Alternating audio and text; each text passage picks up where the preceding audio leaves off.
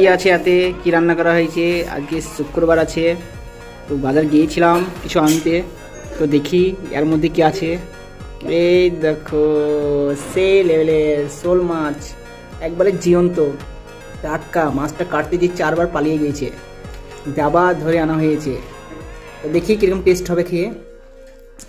ঠিক আছে বন্ধুরা, লাইক করে দিও। এত কষ্ট করে রান্না করেছে, এত কষ্ট করে মাছটাকে বেছেছে, কাটা বাছা করে এত কষ্ট করে রান্না করার পরে আমরা খাবো এবার সবাই মিলে।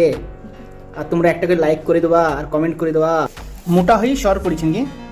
যা হয় মোটা হয়ে দেখি, আমি একটু লেড়ি দেখাই। আহা রে, সে লেভেলের রে।